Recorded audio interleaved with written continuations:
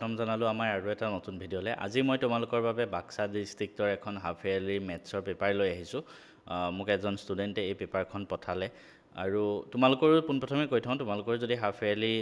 যিকোনো paper maths science social science English যি সাবজেক্টৰে নহওক মোলে পঠাই দিবা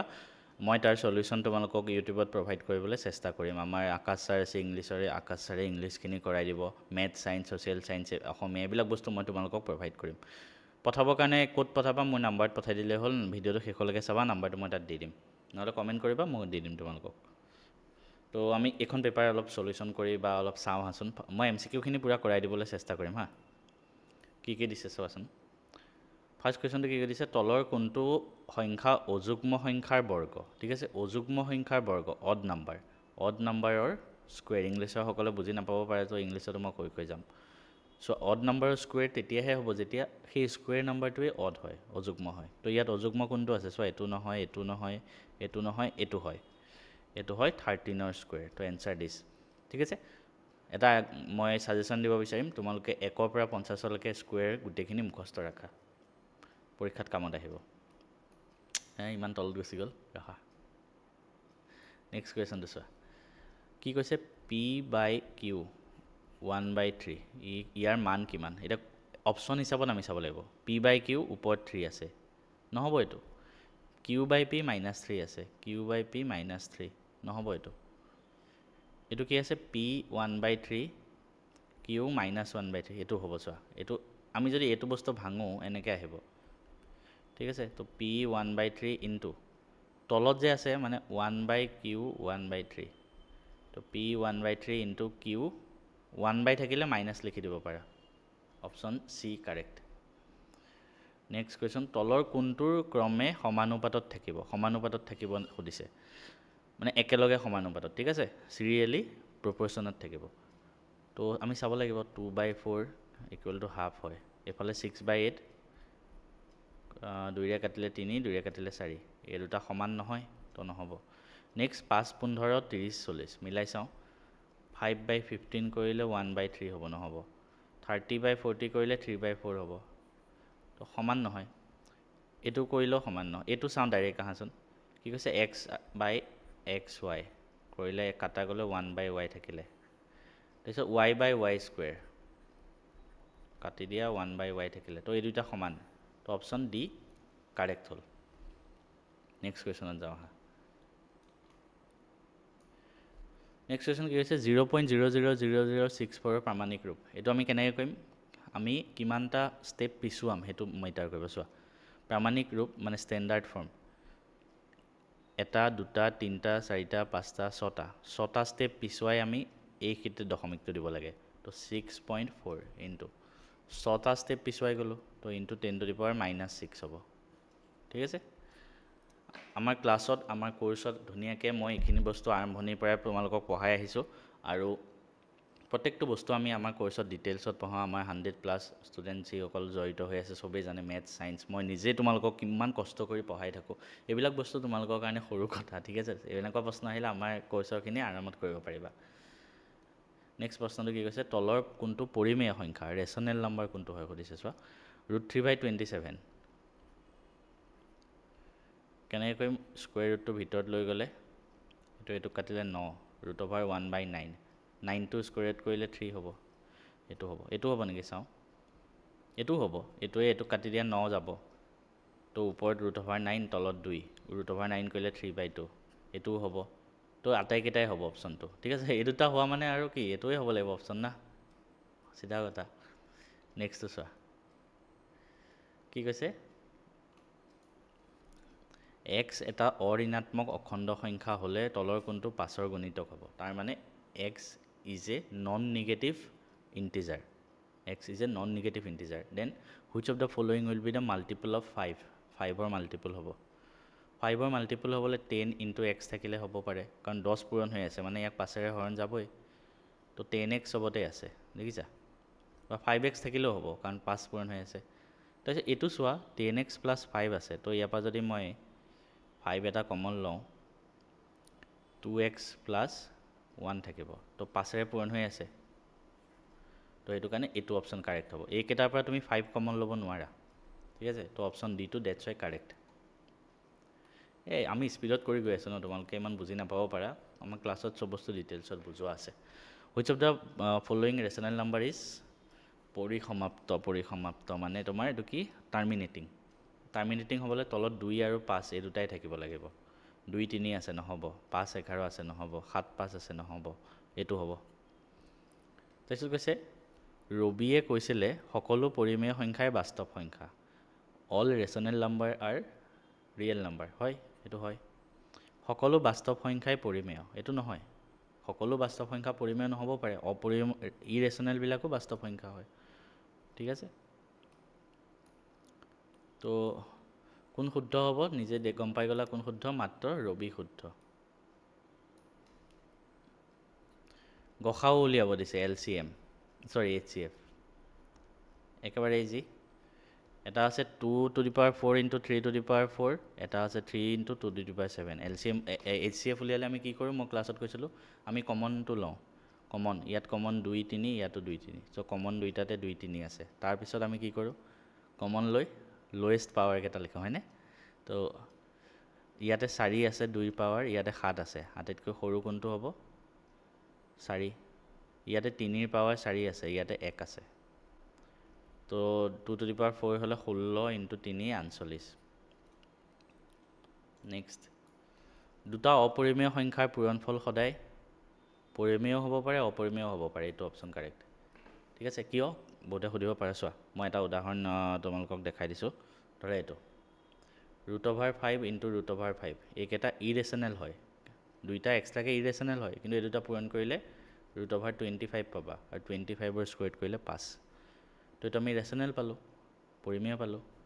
ঠিক তেনেকৈ কিন্তু যদি √5 into √3 কৰা √15 পাবা এইটো আকৌ অপৰিমেয় হ'ল তো পৰিমেয়ও পাব পাৰা অপৰিমেয়ও পাব পাৰা তাৰপিছৰ প্ৰশ্নটো কি কৈছে যদি y = fx বহুপদ ৰাশিটোৰ লেখডালে x অক্ষ দুটা বিন্দুত কাটে তেন্তে fxৰ শূন্য কিমান হ'ব যদি দুটা বিন্দুত কাটে দুটা ভালকৈ আহি আছে না একবাৰ চাই লওঁ ৰখা ৰেকৰ্ডিংটো ঠিক আছে আই হোপ ভালকৈ আহি আছে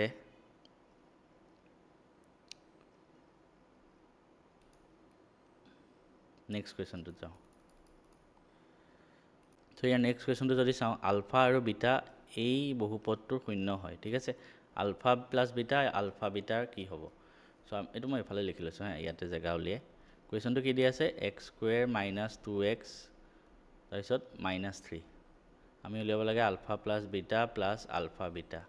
তো আলফা প্লাছ বিটা মানে কি -b/a আলফা বিটা মানে c/a তো -b/a মানে -b জেগাত x লগত কি আছে -2 আছে a আছে 1 প্লাছ c জেগাত -3 আছে a আছে 1 2 -3 মানে -1 এনসাৰ ইজ -1 নেক্সট কুৱেশ্যন যাওঁ এটা বহুপদৰ শূন্য -4 আৰু -5 হ'লে বহুপদটো কি হ'ব এনেকুৱা কুৱেশ্যন দিয়া থাকিলে একেবাৰে সিম্পলি মই এটা শৰ্টকাট শিকাইছিলোঁ ক্লাছত সেনেকৈ মাৰি থৈ আহিবা ঠিক আছে কুৱেশ্যন এনসাৰ উলিয়াব আহিলে এইটো ফৰ্মুলা ইউজ নকৰিবা হা মানে দীঘল প্ৰশ্ন আহিলে এইটো শৰ্টকাট হয় x² - alpha plus beta x plus alpha beta এই ফৰ্মুলা ইউজ কৰা -4 আলফাৰ জেগাত x² minus ULFA plus beta মানে -4 -5 মানে -9 আলফা বিটা মানে -4 × -5 মানে 20 তো x² + 9x + 20 সেইটোৱে নেক্সট কুৱেশ্যনটো চোৱা x³ + 11ক x² - 3 হৰণ কৰিব লাগে ঠিক আছে x³ + 11ক x² - 3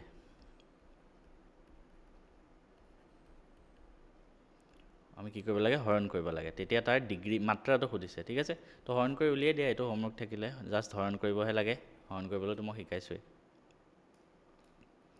নেক্সট বস্তুটো কৈছে ABC আৰু DEF আছে দুটা ত্ৰিভুজ সদৃশ কেতিয়া হ'ব সুধিছে ABC DEF AB/DE আৰু BC/FD হয় মানে BC/FD ঠিক আছে উল্টাই দিলে কিন্তু দেখিছা এই কনচেপ্টটো আমাৰ ক্লাছ 10 মই যোনটো ত্ৰিভুজ চেপ্টাৰটো পঢ়াইছোঁ ন ক্লাছত তেতিয়া মই বাৰে বাৰে এনেকুৱা কৈ আছিলোঁ এনেকৈ উল্টাই দিব এতিয়া চোৱা কোনটো কোন সমান হ'ব লাগিব চোৱা এইটো আৰু এইটো সমান এইটো আৰু এইটো সমান তো ইয়াত এই দুটা ইউজ হৈছে ন তো এই কোনটো সমান হ'ব লাগিব ইয়াতে এইটোৰ লগত সমান হ'বগৈ লাগিব বি আৰু ডি ঠিক আছে মনত ৰাখিবা বি আৰু ডি তেতিয়াহে হ'ব নেক্সটটো চাওঁ আহা তলৰ উক্তিবিলাক অধ্যয়ন কৰিব দিছে ফাৰ্ষ্ট ষ্টেটমেণ্ট আছে সকলো বৃত্তই সদৃশ সকলো বৃত্তই দেখাত একে এছ সদৃশ সকলো বৰ্গই সদৃশ সকলো বৰ্গৰ ছাইড একেই হয় তো সকলো বৰ্গই সদৃশ হ'ব য়েছ সকলো সমকোণী ত্ৰিভুজ সৰ্বসম মানে all right angle triangles are congruent বুলি কৈছে এইটো নহয় এইটো হ'বই নোৱাৰে সকলো সমবাহু ত্ৰিভুজ সৰ্বসম all equilateral triangles are congruent নহয় তো 1 আৰু 2টো শুদ্ধ পালোঁ 1 আৰু 2টো শুদ্ধ নেক্সট কুৱেশ্যনটো কি কৈছে চোৱা এ বি চি আৰু ডি এফ সদৃশ হয় অ'কে মই ইয়াত লিখি ল'লোঁ A B C D E F A B C D E F সদৃশ এ বি 3 হয় ডি ই 6 হয় 3 6 ই এফ 10 হয় D F 12 E F 10 D F 12 তো আমাক সুধিছে এ বি চিৰ পৰিসীমা কিমান এইটোৰ পৰিসীমা কিমান হয় পৰিসীমা মানে গোটেইকেইটা যোগ কৰিব লাগে ঠিক আছে কেনেকৈ কৰিম চোৱা একেবাৰে easy A B by D E equal to B C by E F equal to A C by D F হৈ গ'ল এতিয়া এ বি বাই ডি ই মানে কিমান হ'ব এ বি মানে হ'ল 3 ইয়াত ডি ই আছে 3 6 বি চি নাজানো ই এফ জানো আমি 10 এ চি নাজানো ডি এফ জানো আমি 12 ওলাই যাব এইটো কৰা half therefore B C by 10 equal to half এক্সট্ৰাকৈ কৰোঁ 2ৰে এইটো কাটি দিয়ে 5 তো বি চি পালোঁ 5 centimetre A C similarly A C by 12 equal to half এইটো কাটি দিয়া 6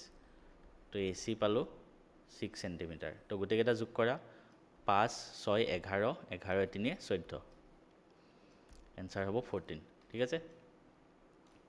নেক্সট সমবাহু ত্ৰিভুজৰ সদৃশ ত্ৰিভুজৰ বাহুৰ অনুপাত এইটো হয় কালিৰ অনুপাত কিমান হয় এইটো হোমৱৰ্ক কৰিবা আই থিংক এইটো চাগে চিলেবাছত নাই নেকি একবাৰ চাবাচোনহে এইটো বস্তু মই পঢ়োৱা নাছিলোঁ চাগে এইটো তাৰপিছতো চোৱা এ বি চি ত্ৰিভুজৰ A B equal to 12 B C equal to 5 আৰু এ চি ইকুৱেল টু 13 হয় তেন্তে বি কোণৰ মান কিমান হ'ব কি কৈছে আমাক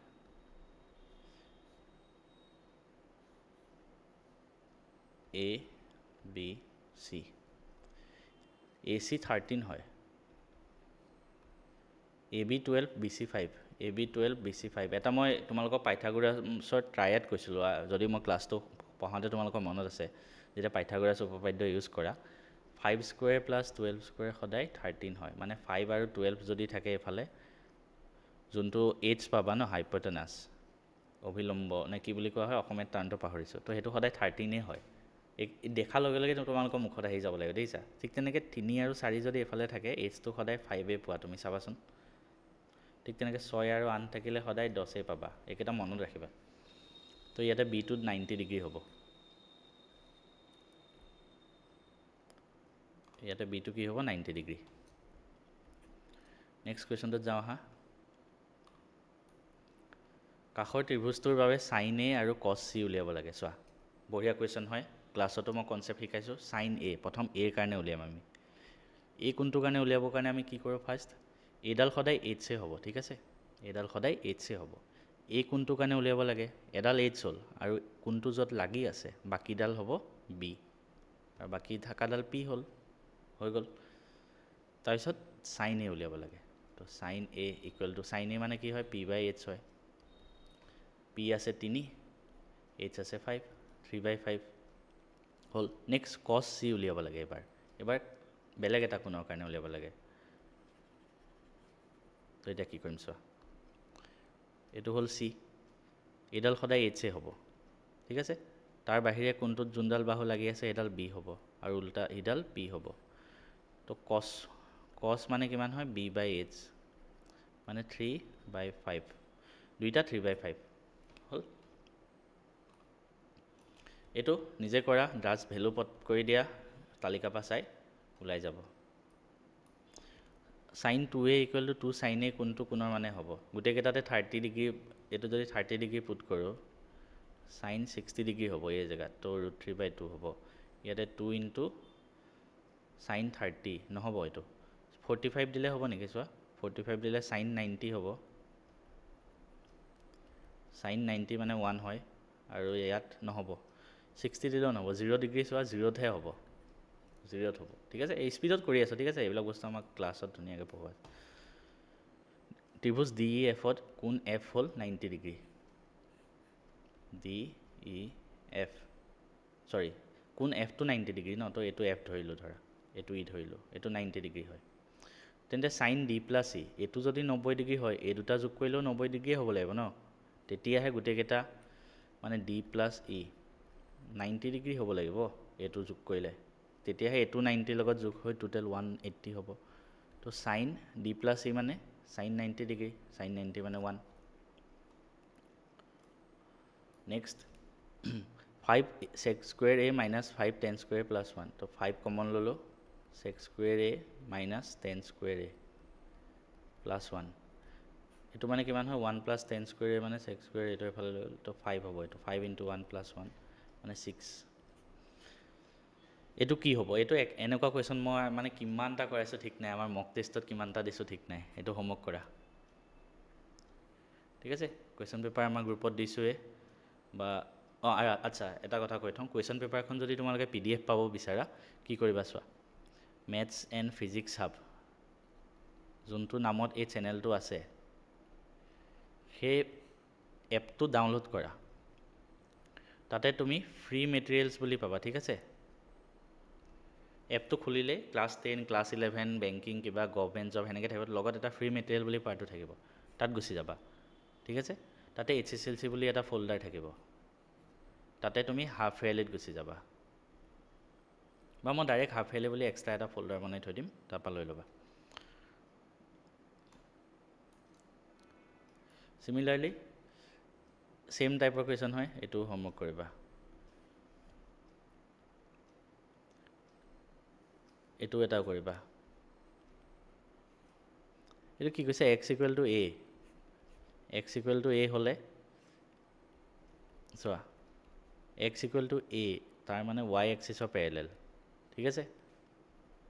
আৰু y = b মানে x এক্সিছৰ প্যাৰেলাল তো কোনটো পইণ্টত কাটিব এখিতে এফালে a আহিছে এফালে b গৈছে তো a b বিন্দুত ছেদ কৰিব ঠিক আছে নেক্সট কোৱেশ্চনটো y = 2x সমীকৰণৰ লেখডাল ইয়াতে যদি 0 পুট কৰা ইয়াতো 0 হ'ব তো মূল বিন্দুৰ মাজেৰে যাব তাৰপিছতো যদি x to the power 2n minus 1 y to the power m minus 3 = 0 এটা লৈখিক সমীকৰণ তেলে তলৰ কোনটো লৈখিক সমীকৰণ হ'ব ঠিক আছে এটো কেনেকৈ কৰিম আমি চোৱা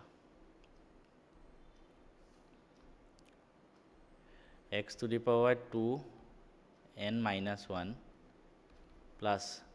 y to the power m minus 3 = 0 এটা রৈখিক সমীকরণ হবলে উপৰত পাওয়ার সদায় 1 থাকিব লাগে ঠিক আছে তো 2n - 1 সদায় 1 হ'ব ঠিক আছে m - 3 সদায় 1 হ'ব তো ইয়াৰ পৰা 2n = পাম আমি 2 m = পাম 4 এফালে লৈ গলে তো n ৰ ভ্যালু পালো 1 m ৰ ভ্যালু পালো 4 হৈ গল নেক্সট সুধিছে সিমিলাৰলি আমাক কোনটো ৰৈখিক সমীকৰণ হ'ব আমি কিমান পালো n ৰ ভ্যালু 1 m ৰ ভ্যালু 4 ইয়াতে 1 আৰু 4 পুট কৰিলে নহব কাৰণ পাৱাৰ সদায় 1 থাকিব লাগে n/2 এটা হাফ হৈ যাব নহব 3/n তো 3/1 নহব ঠিক আছে 1/n এটো চোৱা 1/n মানে 1/1 তো এখিতে x এ থাকিব plus y to the power m/4 মানে 4/4 মানে এখিতে 1 এ থাকিব তো অপশন ডি কারেক্ট ঠিক আছে মধ্যবিন্দুৰ স্থানাঙ্ক মধ্যবিন্দু মিড পইণ্টৰ ফৰ্মুলা মই তোমালোকক শিকাই আছে কি হয় x1 + x2/2 y1 + y2/2 কৰি দিয়া ধুনিয়াকে ওলাই যাব x অক্ষৰ পৰা 3 5 বিন্দুটোৰ দূৰত্ব এনেকুৱা প্ৰশ্ন বহুত আহে কি কৈছে চোৱা 3,5 বিন্দুটোৰ x এক্সিছৰ পৰা কিমান দূৰত্ব কেনেকৈ উলিয়াম চোৱা তুমি চোৱাচোন 1 2 3 এফালে তিনিটা ঘৰ আহিলো ওপৰলে পাঁচটা ঘৰ যাব লাগিব 5 1 2 3 4 5 ধৰা এইখিতে ধৰা বিন্দুটো আছে আমাক x এক্সিছৰ পৰা কিমান ডিসটেন্স কৰিছে মানে এইখিনি মানে কি হয় এইখিনি যিমান দূৰ গৈছো কিমান গৈছো 5 তো x এক্সিছৰ পৰা যদি ডিসটেন্স কোডে সদায় y কোঅৰ্ডিনেটটো লিখিবা আৰু উল্টা মানে ঠিক আছে তো 5 একক তিনটা বিন্দু এক ৰেখীয় হয় মানে কোলিনিয়াৰ তেন্তে কি হয় কোলিনিয়াৰ হলে এৰিয়া অফ দা ট্ৰায়াঙ্গল 0 হয় ফৰ্মুলা পুট কৰা এনসাৰ ওলাই যাব মই ক্লাছতো কৰাই দিছো এনেকুৱা তাৰপিছত চোৱা কি কৈছে হৰিয়ে মূল বিন্দুৰ ঠিক বাওঁফালে 7 একক দূৰত্বত এটা আৰু ইয়াতে আমি কৰি যাম হা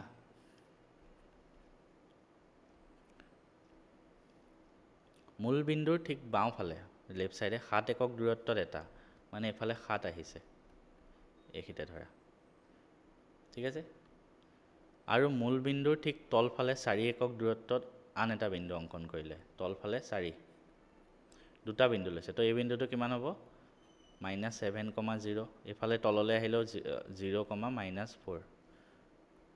তাই কৈছে বিন্দু দুটাৰ স্থানাঙ্ক কি হ'ব একেবাৰে ইজিচোন -7,0 0,-4 দুটা বিন্দুৰ মাজৰ দূৰত্ব ফৰ্মুলা এপ্লাই কৰা এনসাৰ ওলাই যাব কি শৰ্তত দ্বিঘাত সমীকৰণৰ মূল দুটা বাস্তৱ আৰু অসমান হ'ব বাস্তৱ আৰু অসমান হলে কি হয় b² - 4ac > 0 ইয়াতে b জায়গাত আছে p p² - 4 a জায়গাত আছে 1 এফালে আছে q > 0 তো p² - 4q > 0 হৈ গল তো ইয়াৰ পিছত তলৰ কোনটো দ্বিঘাত সমীকৰণ নহয় এটো কোৱেশ্চন ডাইৰেক্ট কিতাবৰ পাই এনেকুৱা কিতাবতো আছিল এটো নিজে কৰা ইয়াৰ কিমানটা বাস্তৱ মূল আছে নিজে কৰিবা এটা দ্বিঘাত সমীকৰণৰ এটা পৰিমেয় মূল ইমান হলে সমীকৰণটো হ'ব এটা পৰিমেয় মূল ইমান হলে ঠিক আছে এটো কোৱেশ্চন আই থিংক অকমান টান দিছে মই তোমালোকক দেখাই দিওঁ চোৱা এনেকুৱা যদি কোৱেশ্চন আহে ন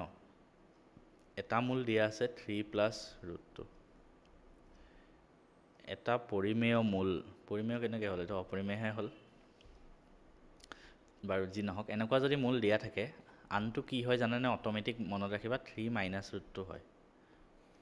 এটা যদি 3 প্লাস কিবা এটা অপৰিমেয় পাৰ্ট আছে তেনেহলে আনটো 3 মাইনাস হয় মূল ঠিক আছে তেতিয়া আমাক কি উলিয়াব লাগে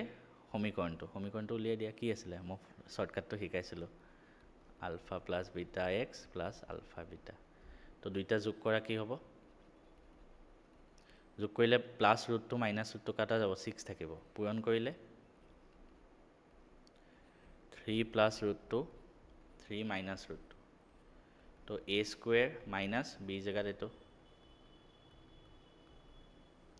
5 তো x² - 6x + 5 এটো হ'ব চোৱা x² কিবা ভুল হল নেকি আচ্ছা এটা আমি ভুল কৰিলো চোৱা √2² কৰিলে 2 হে হ'ব আমি 4 কপাল পালো 7 সৰি তো এনসাৰ হ'ব x² - 6x + 7 ax² + bx + 2 সমীকৰণটো মূল দুটা এটা আনটোৰ প্ৰতিক্ৰম হলে মূল দুটা এটা আনটোৰ প্ৰতিক্ৰম এটা যদি আলফা হয় আনটো 1/α তো মূল দুটা পূৰণ কৰিলে কি হ'ব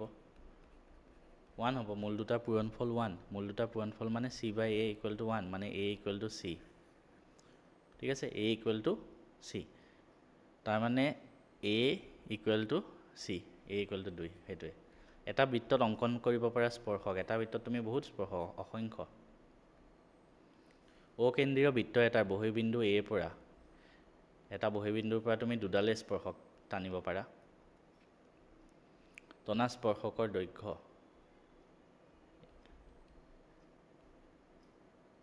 মানে a এটা বহিবিন্দু আছে